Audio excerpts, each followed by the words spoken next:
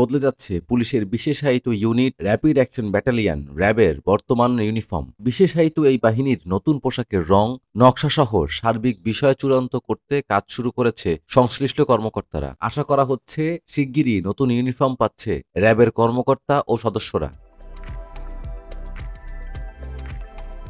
সম্প্রতি অন্তর্বর্তীকালীন সরকারের উপদেষ্টাদের বৈঠকে এ বিষয়ে সিদ্ধান্ত নেওয়া হয়।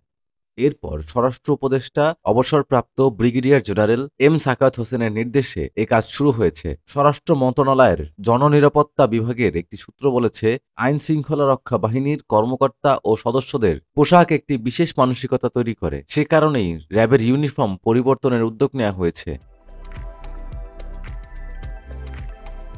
এরই মধ্যে পুলিশ বাহিনীর ইউনিফর্ম ও লোগো পরিবর্তনের জন্যও কমিটি ঘোষণা করা হয়েছে। র্যাব মহাপরিচালক অতিরিক্ত আইজিপি একেএম শহীদুর রহমান বলেন, র্যাবের পোশাক পরিবর্তনের জন্য আমরা কাজ শুরু করেছি। স্বরাষ্ট্র উপদেষ্টা যেভাবে নির্দেশনা দিয়েছেন সেভাবেই কাজ চলছে।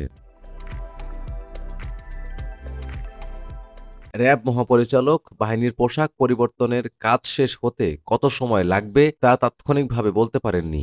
তিনি এ বিষয়ে বলেন, এটা নিয়ে কিছু পর্যালোচনা করতে হবে। এসব কাজ করতে যতদিন লাগে ততদিনই সময় নেব।